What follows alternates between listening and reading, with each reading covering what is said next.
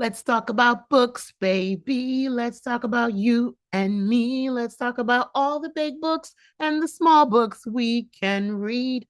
Let's talk about books. Let's talk about books. Let's talk about books. Let's talk about books. Hey, y'all, what's up? Welcome back to the Free Black Women's Library YouTube channel. Thank you so much for clicking on this video. Thank you for liking this video. Please like this video. And thank you for subscribing to my channel. My name is Ola. I am an artist, cultural worker, and the creator and director of a social art project called the Free Black Women's Library. And on this channel, I talk about books, movies, and TV shows that I'm into, excited about, blase, blase, blah. And yeah, I do a weekly video that features the books, new books that are coming into the collection. Some of them classic, some of them contemporary, all different genres, all different themes. And I share them with y'all so you can see how this amazing collection is growing over time. It started out with 100 books, and now I have over 5,000 books in the collection, probably close to 6,000. I stopped counting at 5,000 because you know what?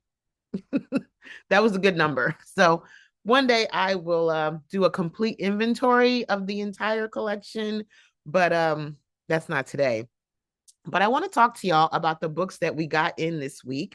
It is November 17th, 2025, and we received a massive donation of 44 books from a woman who is leaving New York City to do some traveling. And so she's cleaning out her apartment. She's letting things go, and she dropped off a huge stack of books here on Sunday. So there is a part one to this video where I shared the first 20 books from that donation. So now I'm going to share the rest of the books from that donation with y'all right now. And what I want you to do is let me know in the comments if you've read any of these books, if you're familiar with these authors, with these titles, if you are curious about them.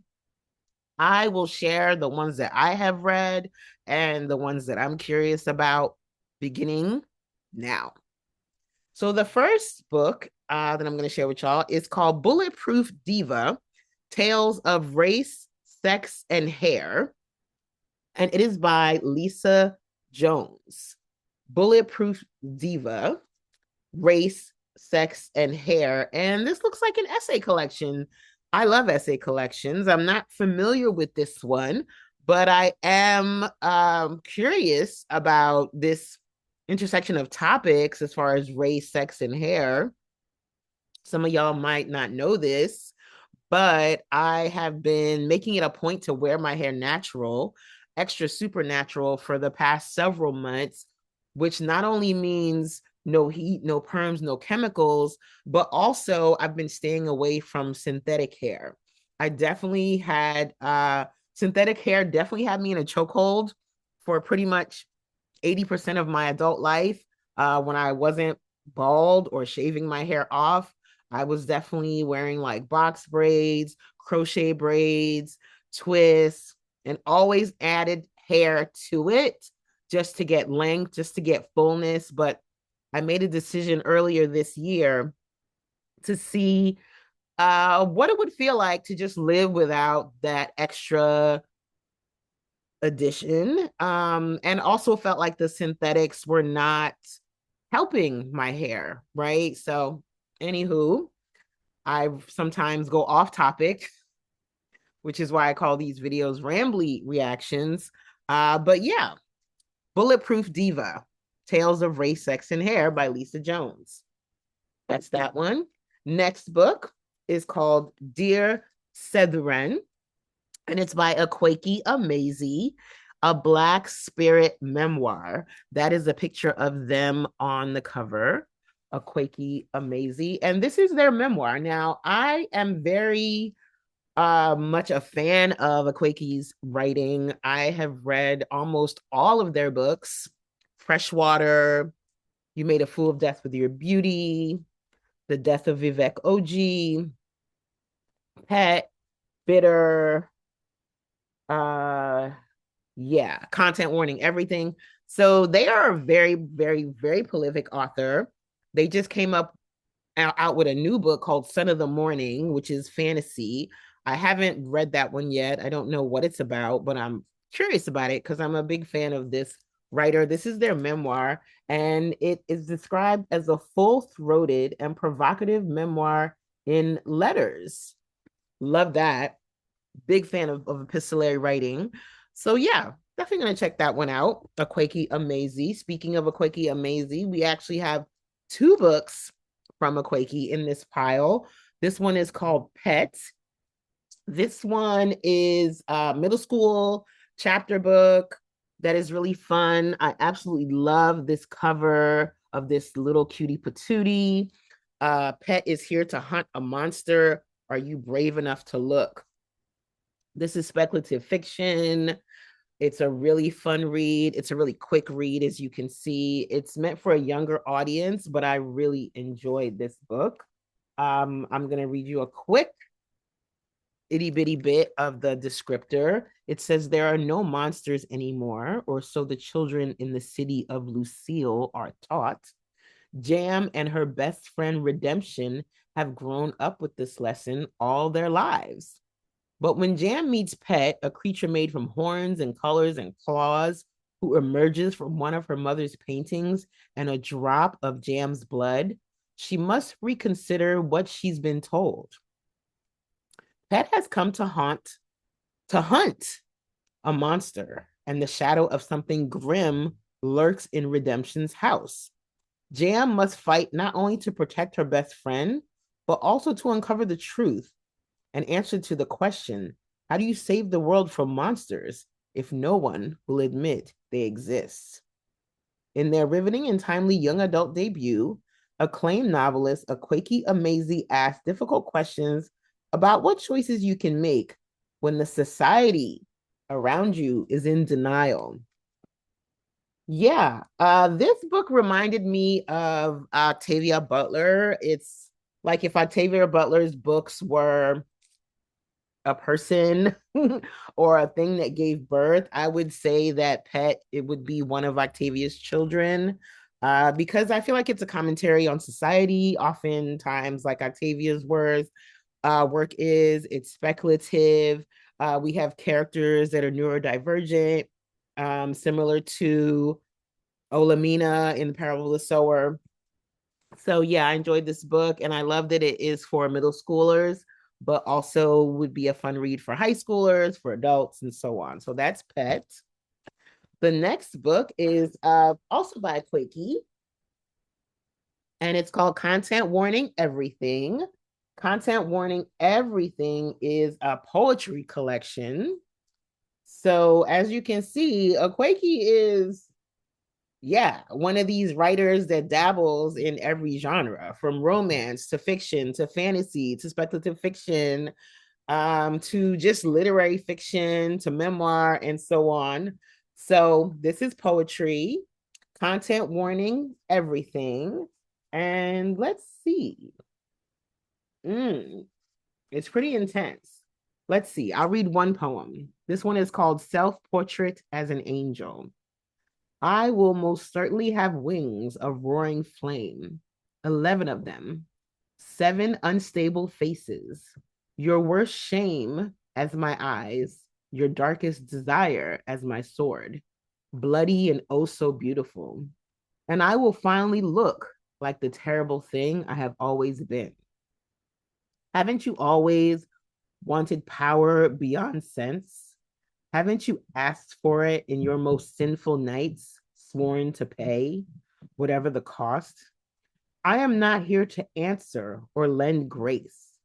Perhaps you do not understand how this actually works. I think you should be very afraid. Interesting. I think I'm gonna spend a little time with this one, a little more time. This one came out in 2022, and I love the cover and the title, Content Warning Everything.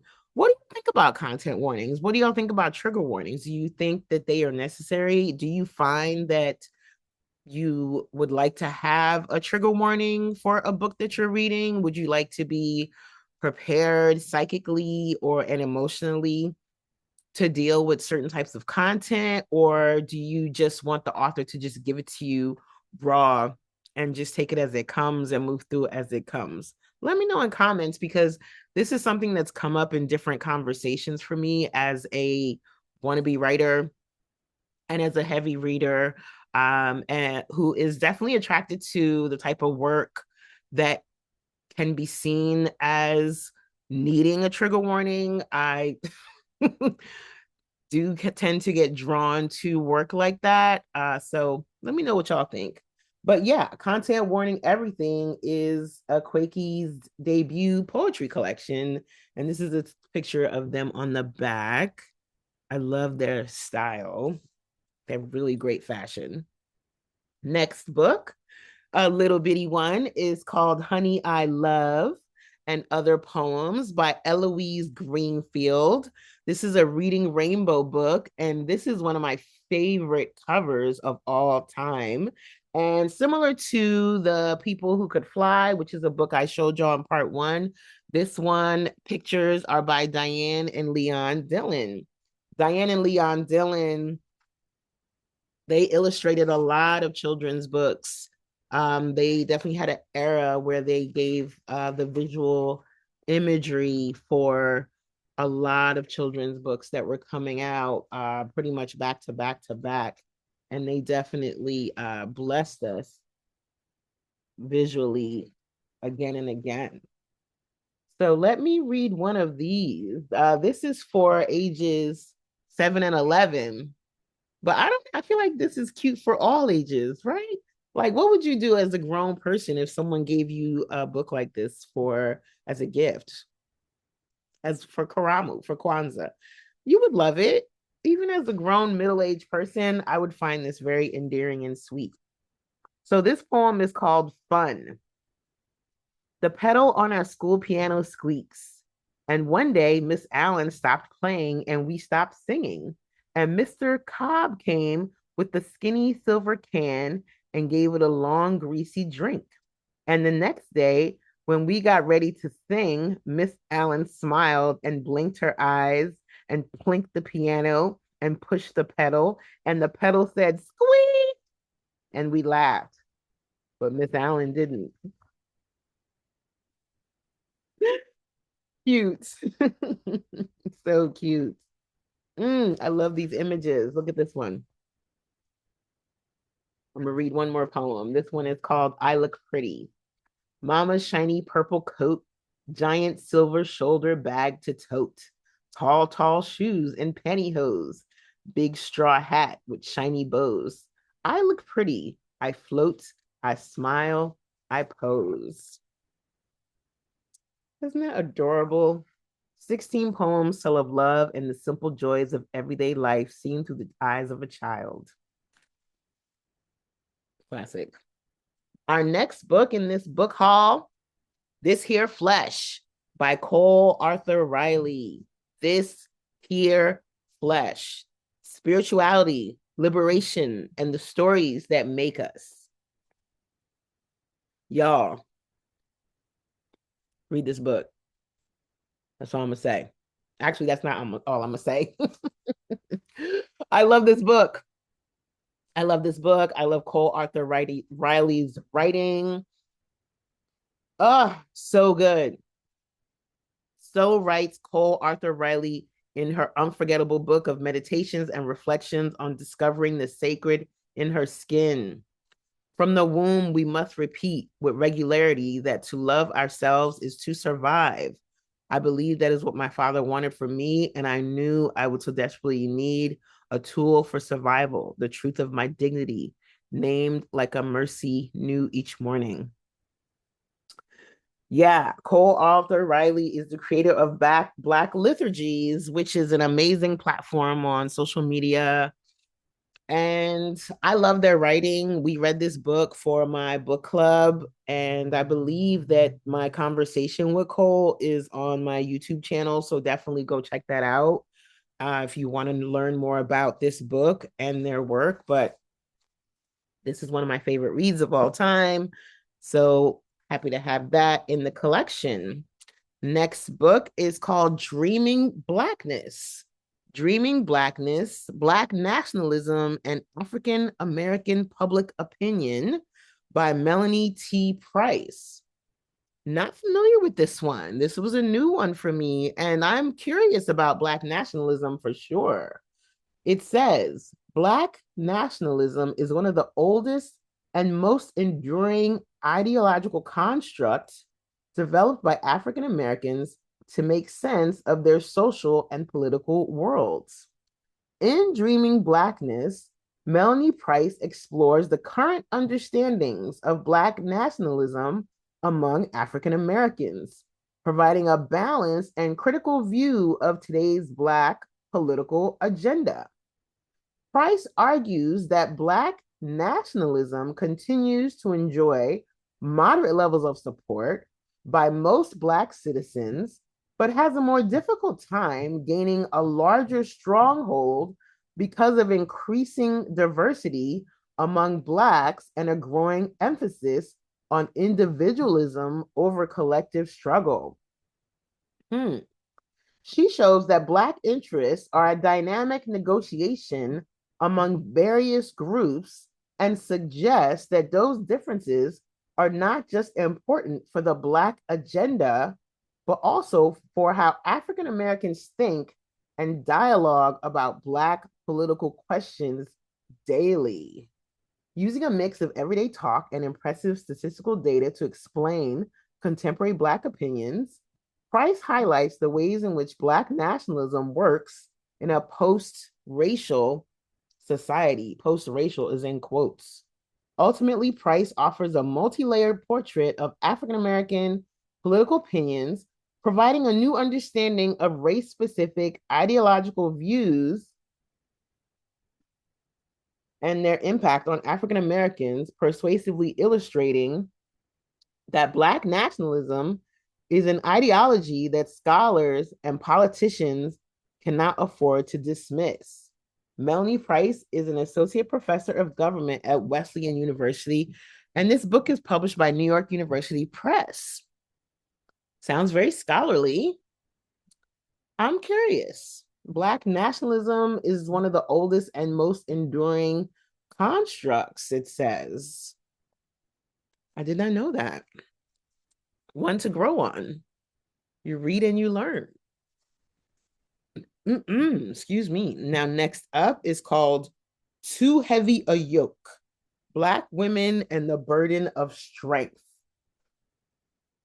Excuse me. This book is by Shaniqua Walker Barnes, and it's listed as religion. It's listed as in the category of religion and pastoral care. And it looks like it's about, well, let me just read it. It says, Black women are strong, at least that's what everyone says, and how they are constantly depicted. But what exactly does this strength entail, and what price do Black women pay for it? In this book, the author, a psychologist and pastoral theologian, examines the burdensome yoke that the ideology of the strong Black woman places upon African American women. She demonstrates how the three core features of this ideology, emotional strength, caregiving, and independence, constrain the lives of African American women and predispose them to physical and emotional health problems, including obesity, diabetes, hypertension, and anxiety. This is this is kind of ironic because I recently just texted a friend of mine and I said that Black women's resistance to care is white supremacy. And that's what I think. Black women's resistance to care is white supremacy. But yeah, Too Heavy a Yoke by Shaniqua Walker Barnes. Interesting. Next up, Broken, Not a Halal Love Story by Fatima Bala. This looks like a love story, a story of imperfect love between a character's in a conservative Muslim home named Faiza and someone named Ahmad, who is not religious, who believes that everything is a construct. So this is a love story, kind of cute illustration. Curious about that. A rare and honest insight into the battle between the heart and the mind. Cute. Broken, not a halal love story. Next up, In My Remaining Years by Jean Grey. I didn't know Jean Grey wrote a book. I know Jean Grey as a hip hop artist and a music maker. So this is giving memoir, a collection of morbidly funny, intensely personal essays by cult fave and multi-hyphenate artist Jean Grey. In My Remaining Years. This cover is fun. Next up, Black Picket Fences, Privilege and Peril Among the Black Middle Class by Mary Patillo McCoy. I think we have some other books by Mary Patillo McCoy listed in our nonfiction section. Picket Fences is a stark, moving, and candid look at a section of America that is too often ignored by both the scholars and the media, the Black middle class. After living 3 years in Graveland, a Black middle class neighborhood on Chicago's South Side, sociologist Marilo Patilla McCoy has written a book that explores both the advantages and the boundaries that exist for members of the Black middle class. And this name sounds familiar. I think we have some books by her in what we call nonfiction, social studies, anthropology, history, race, culture, class, education. I'm pointing because the bookcase that has all of those books that are amongst that genre is right across from me, right there. But yes, Black Picket Fences. That's about the Black middle class. And this cover, it looks like the work of a very specific author. Oh yeah, that's exactly what I thought it was. Kerry James Marshall, artist. Kerry James Marshall is one of my favorite artists. Definitely check out his work. But yeah, I had a feeling this was his because it definitely reminds me of his style. Love Kerry. Love Kerry. Kerry, if you're watching this, I love you. Next up, The Dew Breaker by the great Edwige Danticat. Love this picture of her on the back. Edwige is an award-winning professor, author, everything.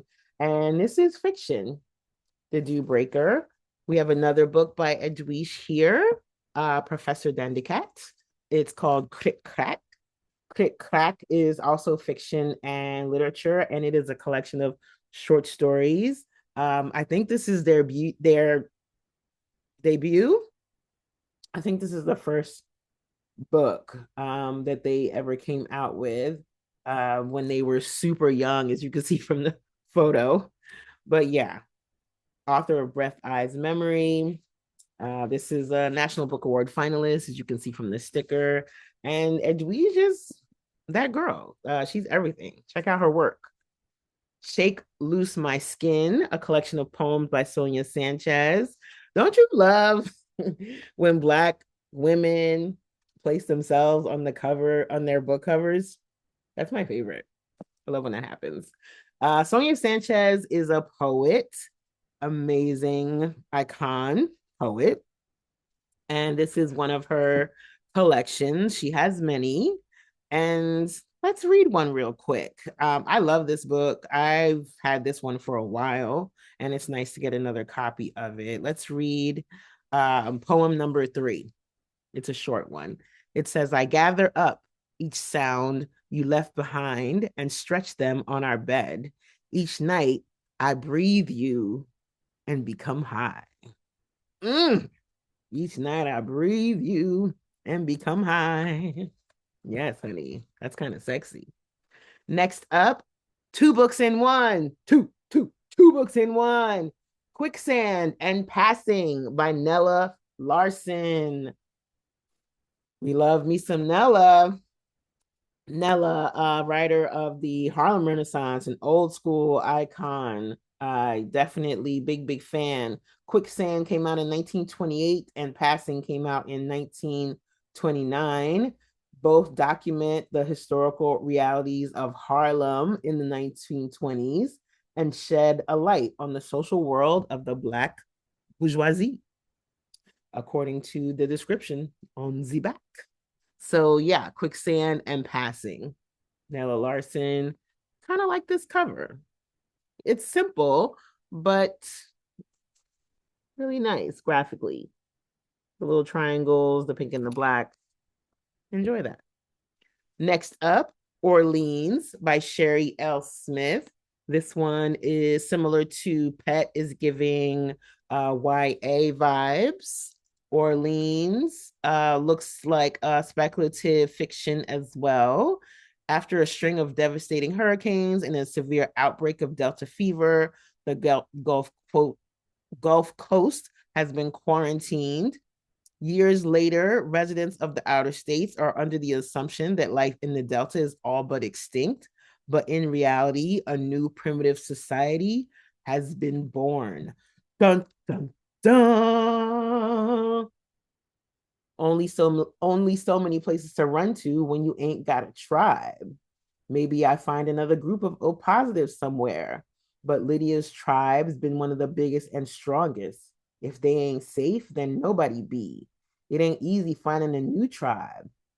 Everyone takes babies, glad enough. But if they take in someone older, they ain't got an idea what kind of egg they got, chicken or snake.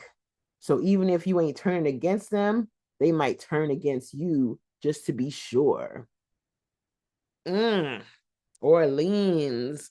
I like how this is written. I like that it's written in somewhat, it's capturing like that um Southern Ebonics kind of twang as far as the language.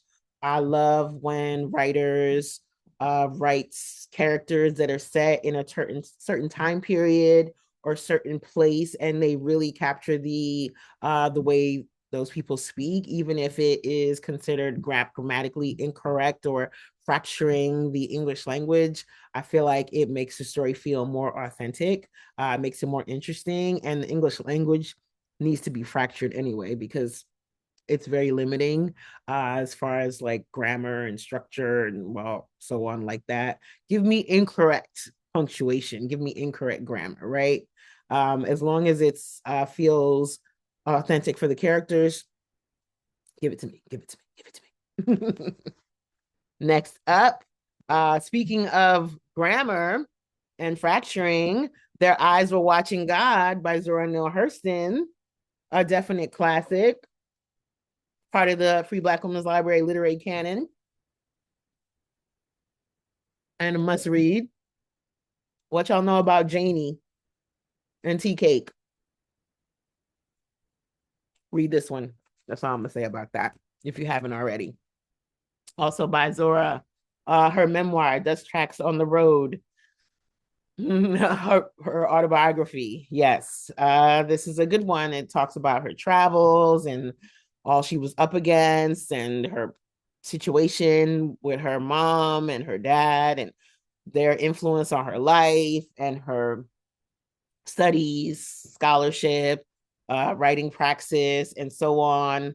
Very much, if you want to get some insight into the type of person Zora was and her politics, her praxis, her creativity, her spiritual belief system, her way of being, read Dust Tracks on the Road. It's her story, and she tells it extremely well. Now, the last set of books in this book donation book haul situation are all written by Toni Morrison. Toni Morrison, my Aquarian queen, my love, my fave, another fave.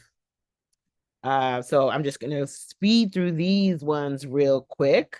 Jazz, love, playing in the dark, whiteness, and the literary imagination. These two are fiction novels, and this is nonfiction. This is an essay collection, literary criticism, and so on like that. And Beloved. We all know about Beloved. The Bluest Eye, her debut, her first book. And there she is on the back, looking smart. Yes. And then the last book in this specific pile, The Source of Self-Regard, the last book that Toni Morrison wrote before she became an ancestor. The Source of Self-Regard, selected essays, speeches, and meditations, winner of the Nobel Prize in Literature. Hello. So yeah, we have 1, 2, 3, 4, 5, 6 books by Toni in this donation, which will all be going on the shelves. And I'm not sure if I've said this in any of the other videos. I might have, because I do tend to repeat myself.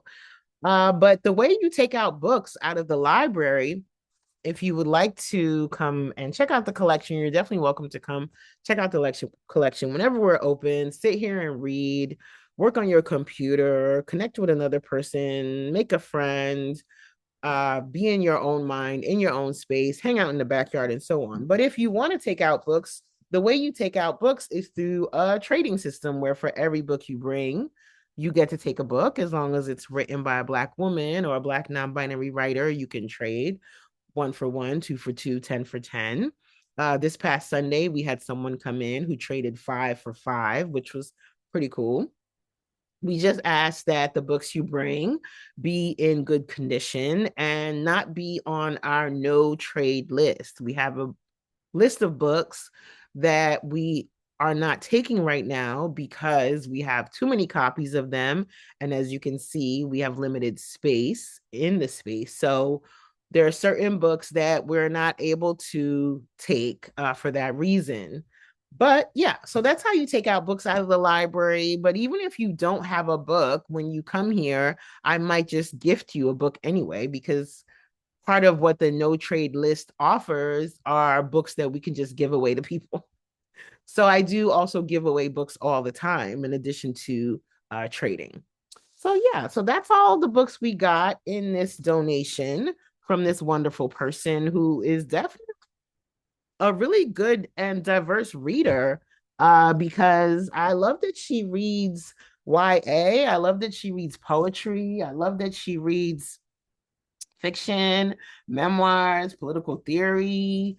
Uh, yeah, it's giving multi hyphenate reader. What do we call a person who reads different genres and different authors? And then what do we call a person who only reads one genre and like nothing else? I wonder if there's names for those folks, or if we can make up names for them.